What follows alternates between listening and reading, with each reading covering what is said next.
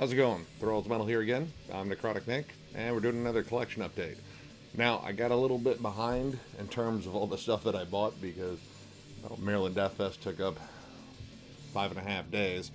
So, I've been just jamming stuff that I hadn't listened to, that I recently purchased. I also have a shit ton of stuff I got at Maryland Deathfest and in Baltimore in general. So, this is going to be a little bit bigger one, but we're going to try to get through it kind of quickly.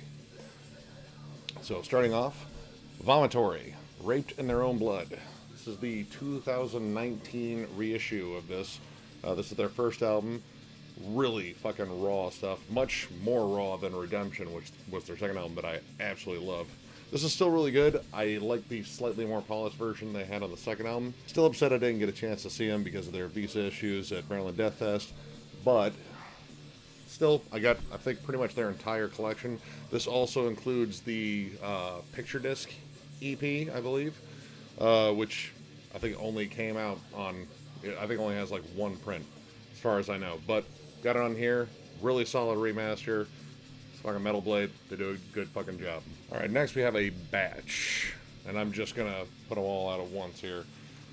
Decided, after jamming the new Ringworm, that I didn't have enough Ringworm, which is a sentence that sounds fucked up unless you know the context of it.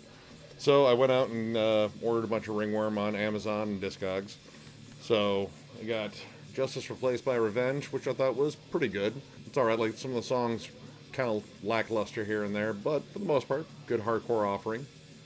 The Venomous Grand Design, this is a promotional copy which I got for like dirt cheap. This one I really like. It has that mid-2000s style, more metalcore sound on this, so a lot of the mellow death riffs squeezed in with breakdowns.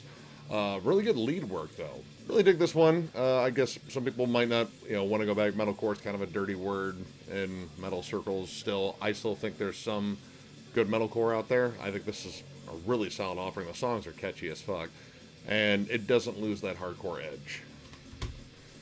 Then we have Scars, which another solid offering from them.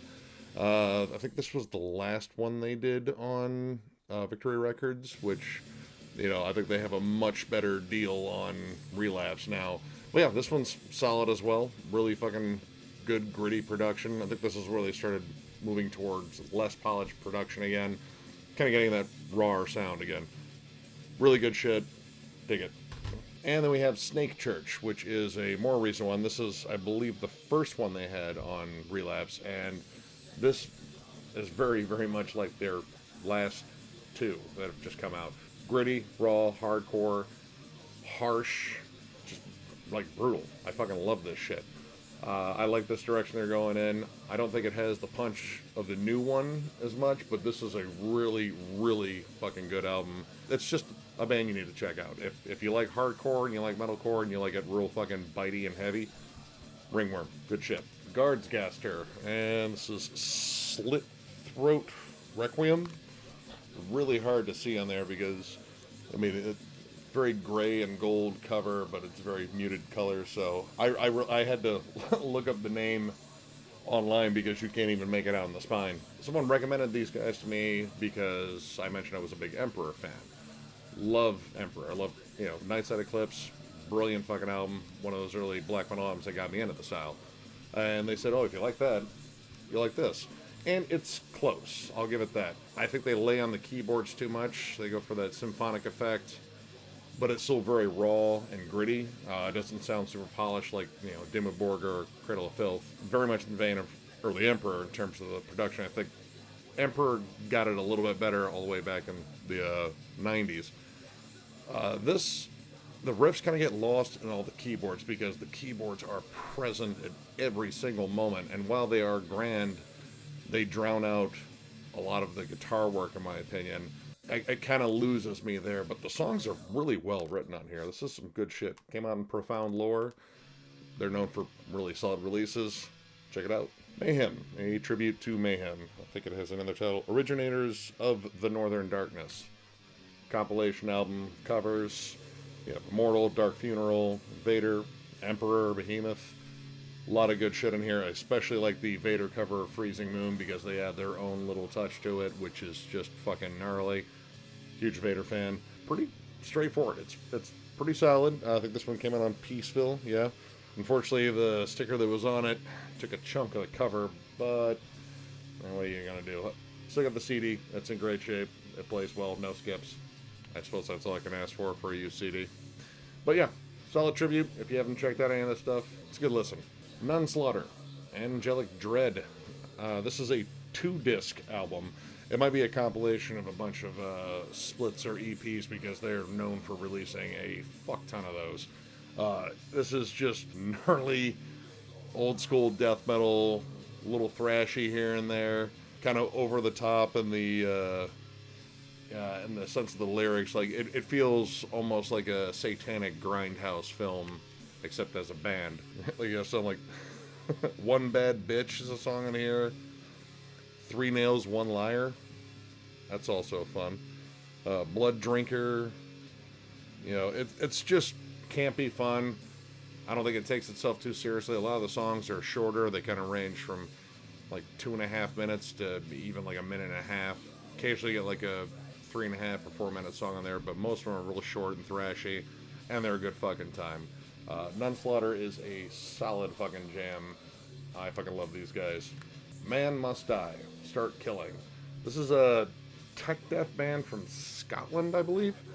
I have all their other albums. This was the only one I was missing, and I was like, well, fuck, why not search it out, and found it for real cheap on either Discogs or Amazon, and it pretty much sticks with the stuff they've done before. It's heavy, technical, kind of close to brutal death. The vocals kind of sound a little bit more on the like hardcore end. Like he's got kind of a bark rather than a deep growl, but it works effectively. The drum work is fucking tight as fuck on this. Really good shit. I really don't have any qualms about any of their albums. I think they're a pretty solid band. They've just been kind of MIA for a while. I think last one came out in like 2013. So yeah, Man Must Die is watching this. Yeah, time to put out another album, man. Kind of miss you guys. Escarnium Interitus. This is a death metal band from Brazil that I discovered just on YouTube, and I was like, well, fuck, this is heavy as fucking balls. Very much in the vein of Chrysian, but there's definitely some more atmospheric, you know, almost kind of blackened moments on here that kind of reminded me of Behemoth. Really good stuff. I fucking love the song right on here. Real fucking chuggy, just fucking brutal as fuck. I think this came out on Testimony Records, which isn't a label that I know a tremendous amount about. But if this is anything like what they usually put out, then I'm already a fan. Like I say, if you're just a big death metal fucking fan, like this is fucking killer. It is just fucking sick. Zaum Divination. This is essentially Sleep if they were into Indian music. Like there's a lot of sitars and chants in here. There's some harsher vocals, but it feels like I'm listening to a Sleep album. And the fact that this album is only 3 tracks long, and the shortest track on here is just under 9 minutes. I should tell you something. Like the other 2 tracks, the first one's 13 minutes, and the last one is like 18 minutes, or I might have that flipped. Either way, it's good, but I have an issue with the long, slow builds on these songs. Like, I love, you know, building tension in a song. That's really cool, especially in post-metal and stoner metal, doom. It works with those longer songs. But when you build tension for almost half the song, it feels like, you know, when you finally get to those moments that are like nice and heavy and driving, you know, you're already like, man, I waited a long time for this. And sometimes it doesn't feel like the payoff's there. Like you spent way too much time building. And yeah, that was the kind of thing that drove me nuts. I don't think it's a bad release by any stretch, but they could have spent less time building and just get to the meat and potatoes. Like Sleep's generally pretty good for that. So yeah, if you like Sleep and you like sitars and meditative music and shit. I guess that's what they call themselves. Meditative stoner metal or meditative doom. Check it out. It's an interesting listen. Windir, 1184. I recently got wind of this band. Windir, that's funny. Alright, but I didn't realize this is essentially Vreed without their original frontman. The original frontman for this band, Windir, unfortunately died in 2004 of hypothermia walking in a snowstorm in Norway. This is very much along the same lines as Vreed, except, I don't know, like, the vocals are a little more interesting, was the frontman, and the frontman was a multi-instrumentalist. I guess he played, like, keyboards. I think there was an accordion in here, some other random strings. And, I don't know, he really likes some flashy songwriting. Like, there's moments on here that shift from black metal to folk, and then to thrash metal, and I want to say the last track, there's some interesting electronica in there, like, almost kind of reminded me of, like, early synthwave stuff, like early Depeche Mode, or Human League, or New Order, which I thought was really interesting. Like, the songs in here are really killer, and really well written, and there's a lot of variety in terms of the writing. Good stuff. I have some more Windir. I just gotta jam it, but I'll probably be talking about that one soon. Hopefully it's as good as this one. I really hope so. Spirit Adrift, Divided by Darkness. This is incredible. I fucking love this. Apparently, this has two members from Gatecreeper. I heard about Spirit Adrift a while ago, and I had no idea it was Nathan Garrett, the lead guitarist for Gatecreeper, did this project. I believe it was all on his own on the first album. Then he has now the frontman for Gatecreeper playing bass, and this is just incredible. It's like a mix of doom metal and like traditional heavy metal thrown together. Has like Iron Maiden in there, some Candlemass, but then you get like sprinklings of like cleaner parts of the keyboards that remind me of Rush. There's even bits that remind me of the Sword, especially like around Warp Riders. Really excellent songwriting across the board. Like there is so much awesome, just everything on this. Like the guitar work is exceptional. Lots of cool leads and cool harmonies. Vocals are okay. I mean, they're serviceable. They don't jump out like, oh wow, those are incredible, but they're good. And they almost have kind of an Ozzy-like sound to them. But it's absolutely jaw-dropping. I love the opening track, We Will Not Die. And the last track, The Way of Return, is a epic instrumental layered with these big doomy synths in there too. It's just fucking awesome. This came out on $20 spin. I love that label, and they continue to impress me. This might be year-end material. I don't know. There's a lot of stuff, but it's this close. Ruthless, Evil Within. This is essentially a reunion album for a band from, I believe they were from California, or are from California. It is very much traditional metal or heavy metal. Pretty good stuff. They got a nice, good, hefty guitar tone, almost closer to thrash metal. Vocals are kind of hit or miss, but as far as reunion albums, this is not too bad. I haven't jammed any of their earlier stuff, so I don't know if that's like a good comparison. Like from their current stuff to then, I haven't listened to it, so I gotta kind of just go by this, and it's okay. It's pretty good. Like, I'm still hit or miss with the like latest wave of like traditional metal coming out, which has become like a really big thing in metal right now. But this has its merits. It's got a fucking cool cover. Check it out. I mean, check all of these out. They're all interesting. This came out on Pure Steel Records and Soul Food. So I think this is a German label. Yeah, check it out. Protector, Summon the Hordes. This is a Polish death thrash band. It kind of walks the line between the two styles. Like, you get blast beats, but the sound overall is still very, very thrashy. Kind of similar to like a band like early Pestilence. Awesome album. I don't like how the drums sound, especially the bass drums. They sound like the dude's got his bass drums kicking pillows. It just sounds weird. But the writing is top notch. I mean, if you love death and thrash metal, this is going to check both boxes really well. Last track's a little goofy, Glove of Love, which definitely sounds like a Spinal Tap reference. All in all, solid album. I think the album cover's maybe just a tad cheesy, but you know, what can you do? But yeah, good stuff. I really dig it. I'll definitely be jamming more of it. Mythra, Death and Destiny. This is a reissue of their, I think it's an EP and a full length, possibly.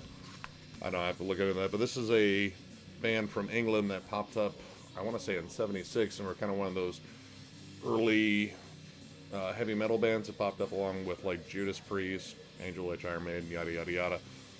And very similar in the sound, except I think these guys still had a lot of that classic rock sound to them.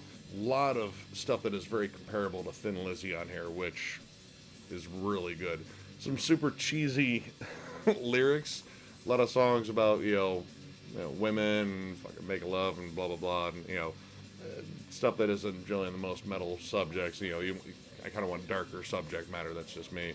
But musically, this is really good, man. If you love Thin Lizzy especially, this is good stuff. Check it out. Employed to Serve. Eternal Forward Motion. This came out on Spine Farm. I think technically this came out last year. Or maybe, no, this one came out this year. They had a release last year, I believe, that was a big hype release across the pond. Didn't really make it over here until now in terms of me hearing about it. Very comparable to, I don't know, like, I want to say Norma Jean. I like Norma Jean, but I also want to say Code Orange, but I don't like Code Orange.